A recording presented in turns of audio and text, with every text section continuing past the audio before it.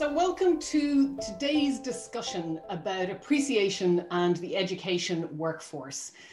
Education support has been around for 144 years. We are a charity and our mission is to improve the mental health and well-being of everyone in the education workforce. We do this because we believe that better well-being and mental health leads to better teaching and learning. We were set up by teachers for teachers, and that's through and through in the ethos of the work that we do.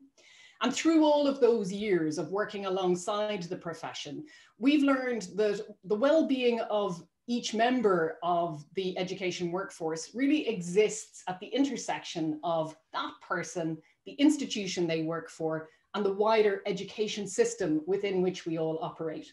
So it's a point where there's an overlap between our personal choices, the culture and the leadership of our workplaces, and the policy environment that's set by the government of the day. The reality of it is that appreciation is absolutely vital to people's sense of mental health. It's kind of directly linked to our sense of value. But then there's the other stuff which shows that appreciation has to be should be a two-way thing. We can feel appreciated, but if we practice a sort of appreciation attitude, or gratitude attitude it's sometimes called, then that actually can really, really help as well with our sense of well-being.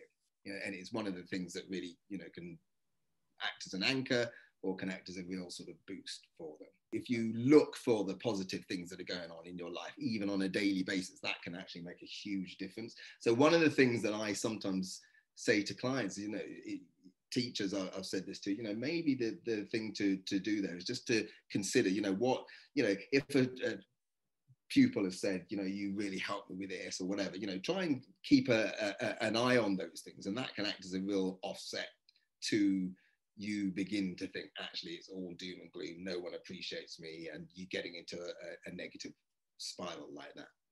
We tend to find generally that teachers remain in the profession, particularly in schools, longer when they feel that sense of community and they feel that sense of belonging within the workplace where they work. I think where maybe we miss a trick on that is that we don't necessarily know how to do that well or know how to demonstrate appreciation as a profession. So if we think kind of intrinsic appreciation, things like development of policies to make sure that individuals feel really well supported. I think sometimes we can be quite tokenistic in schools. That sense of trust and autonomy leads to people feeling appreciated. If we're appreciating the work, it moves away from being tokenistic and it has a sense of authenticity to it. Sometimes when I'm talking to people who are working in schools, I observe a kind of repeated pattern of people having an attitude of almost being sacrificial of themselves to the job. Do you think that sacrificial thing is somehow relevant to maybe the lack of appreciation that we experience? So if we start rewarding or demonstrating appreciation for those people that go above and beyond and going the extra mile and doing it for the children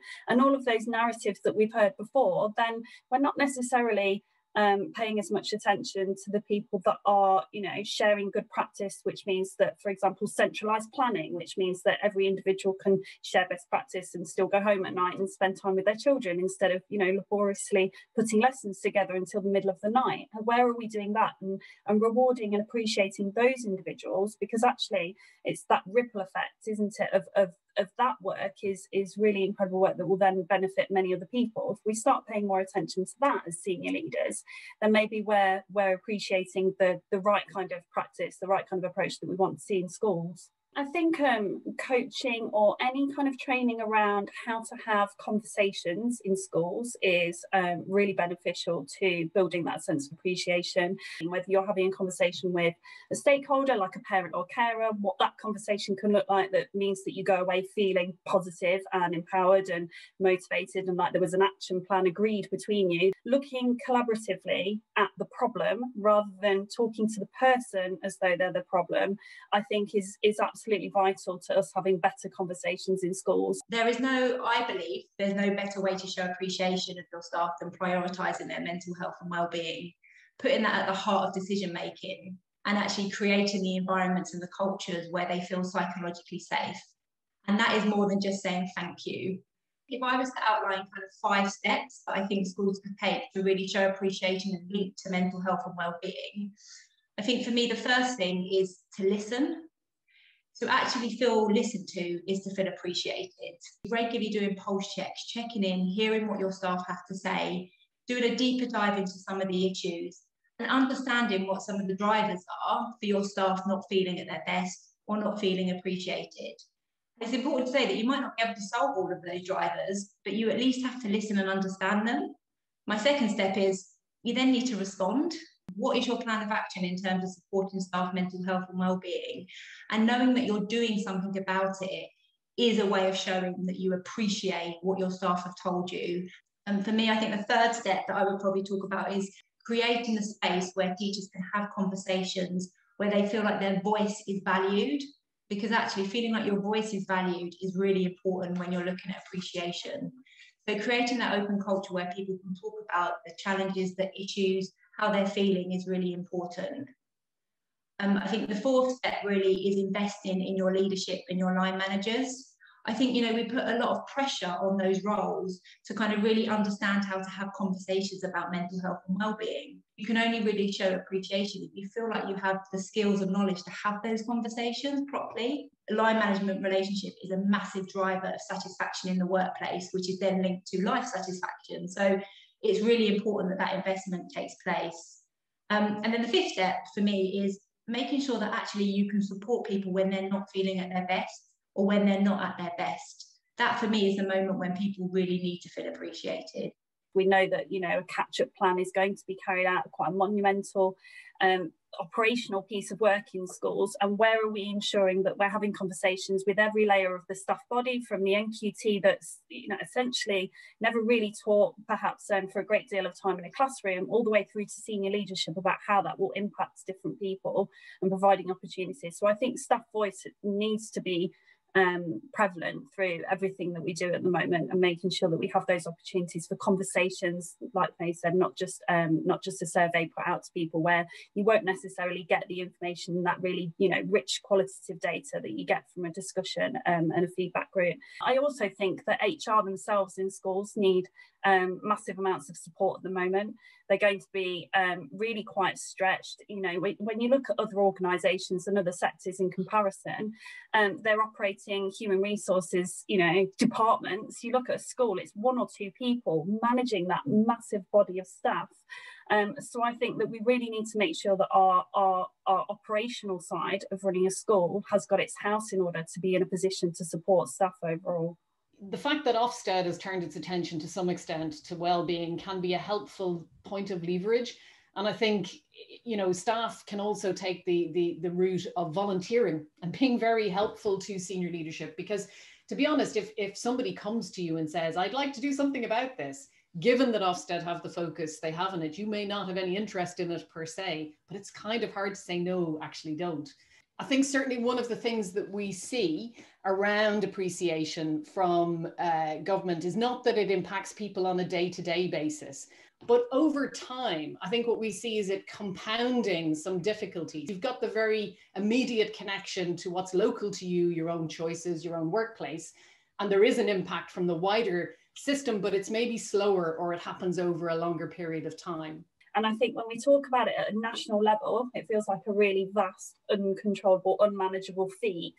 But if we take it back to what is within our control at a local level, of working with key stakeholders like parents, carers, local external agencies, local businesses, working out where we can build community links, I think what you then do at a micro level, and again, it's that ripple effect, is actually start to shift the perception. And I know I can speak as a parent for a moment. Sitting here for the proportion of the last year I have with two primary school kids, my appreciation of educators has gone through the roof. You really get a sense of how skillful our education workforce is, that they can bring a group of children in, they can make them feel comfortable and safe and get them ready to learn. It's an extraordinary set of skills that go into something that seems very simple. For me, what I'd really like to see in place is schools really thinking about the kind of cultures and conditions that create a space where people feel safe to talk. And I have seen some of the best work happen in organisations when it comes from the groundswell of people that are passionate that are brave, because you've got to be quite brave to sort of raise your voice around this issue. But some of the best stuff happens when that happens. So if we can create the cultures where people feel safe enough to do that, I think we can really get appreciation on the agenda. You know, there is something very important about how you preserve your own psychological autonomy. And you know, what often happens is people feel they can't speak up, and then they are diminished for that reason. You know, so I try to encourage clients to, you know, at least you will, on an individual basis, feel better if you speak up. I think particularly for our newly qualified teachers and ITT who have not had a great deal of time working as part of a team and working in isolation, as well as more experienced teachers who have been having to teach in a completely different format, I think it's really important that we make the space and time to go back to the main thing, the core purpose of teaching, and enabling those conversations between teams to take place is going to be, I think, a really welcome distraction. There's great evidence in the literature that good quality CPD that allows people to look up and look out. So not having an inset day on how to administer lateral flow tests, for example, but, you know, really good stuff that builds and speaks to their core purpose is directly correlated to their resilience. And of course, that's we're all going to need to be drawing on our resilience reserves over the next 12, 24 and 36 months. Just to say to everyone out there who has kept the lights on in education, to every one of you who has reached out to a child or a young person and made them feel recognized and let them feel like they're still part of a community, even if they don't always, you know, it's not always immediate for them. You know, for the courage, the compassion and the grit that you all have demonstrated in this year of tremendous uncertainty, I thank you. I can only do that on my own behalf, but I do with a very full heart. And also to remind anyone out there that our helpline on 08000 562 561 is available 24/7. And you don't have to be in crisis to call it. You might just want to have a conversation with somebody. You might just not be feeling the best. And that's totally a perfect reason to use the helpline. So please do. Thank you very much.